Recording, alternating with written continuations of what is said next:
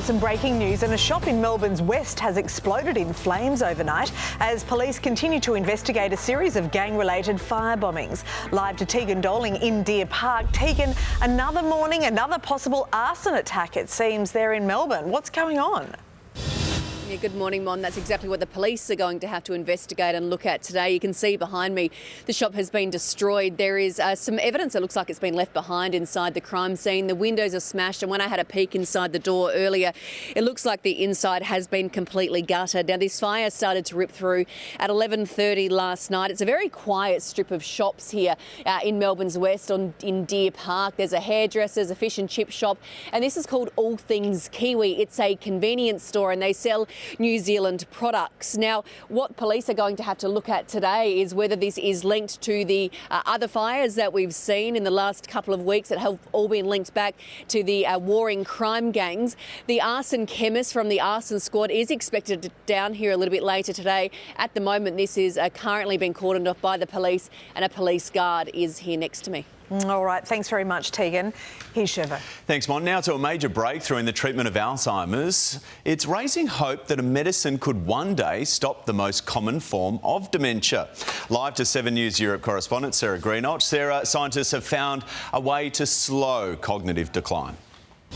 Exactly, Chevo. So it's not a cure, but after so much money and decades of failed trials, the fact that there is now proof that they can alter the course of this disease is incredibly exciting. So it's a global trial, and over the course of 18 months, they looked at a group of 1,800 people with early stage Alzheimer's aged between 60 and 85. And of those 1,800, half the group were given this drug, which is called donanemab, with a monthly intravenous infusion. The other half, the control group, were given a placebo. And what this has shown is that this drug can slow the pace at which people deteriorate with Alzheimer's by about a third, so giving them more time to be able to do things more independently. Of course, like any drug, there are some risks.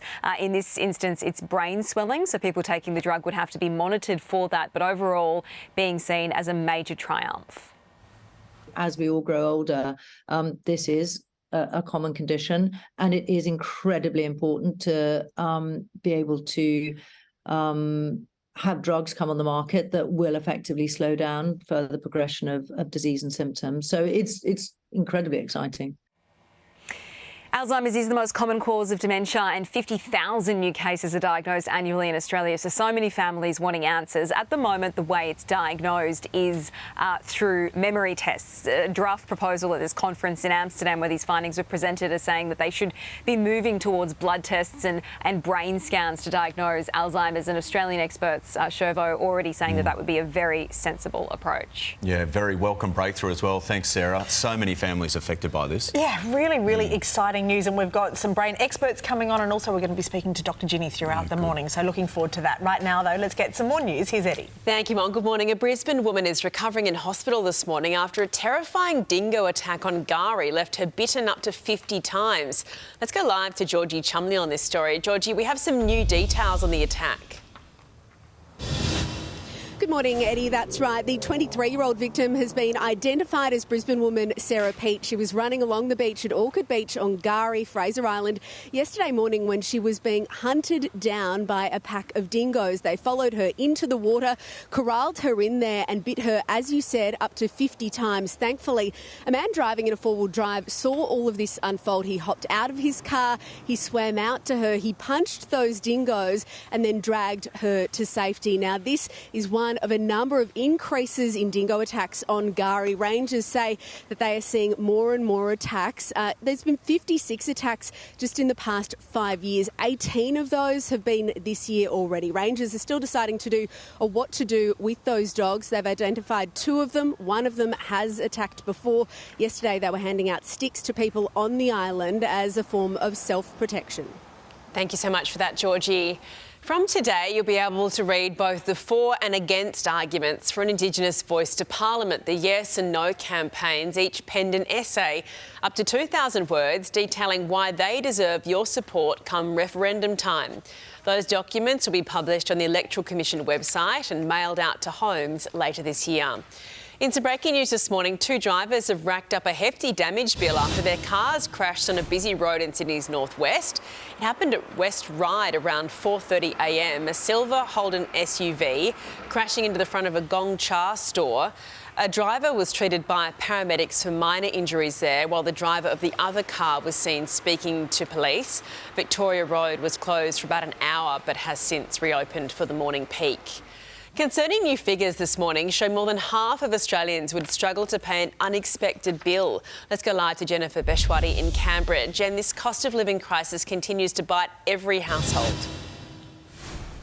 Yes, it does, Eddie, and this new poll certainly confirms that. 51% of respondents say that any unexpected bills like repairing a car or replacing a broken fridge could force them into serious financial stress, and that represents half of the country. Now, economists say it's due to a perfect financial storm of higher interest rates, higher power bills and grocery prices, but things could change soon with inflation moderating. The big banks are now revising their interest rate predictions. Westpac and NAB see 2 further rises this year, taking the official cash rate to 4.6%. Commonwealth Bank thinks there's one more rise, but ANZ reckons it'll remain on hold. Now, we'll get further interest rate information later this morning when the Reserve Bank releases its decision for last month's rate rise. Eddie? Thank you so much, Jen.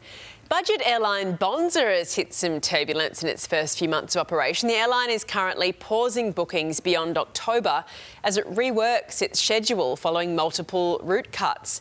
Travellers should be able to resume booking flights from next month. It comes after the airline announced it was cutting back from 27 routes and 17 destinations due to low demand. Well, firefighters sprang into action overnight, rescuing a pet dog who became stuck on an apartment building ledge in Western Sydney. Let's go live to Liam Tapper, who's there at the building at Wentworth Point. Liam, a very emotional reunion for little Cash and his owner. Yeah, good morning, Eddie. It certainly was. And this is one of those stories that will really warm your heart here in Sydney on a cold morning. But little Cash, he was found all the way up there on the 7th floor, hanging precariously near the edge, just behind one of those golden boundaries, I guess you would call it, last night at around 11 o'clock.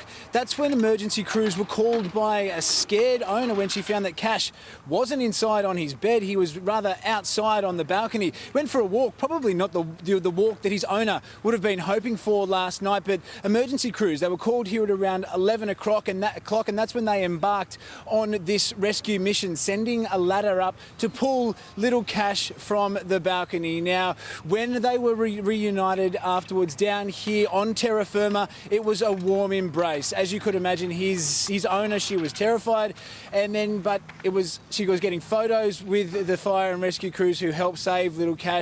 But I can tell you she was happy this morning because she got her Cash back, Eddie. Yeah, Cash trying to walk the line even. Thank you so much for that, Liam.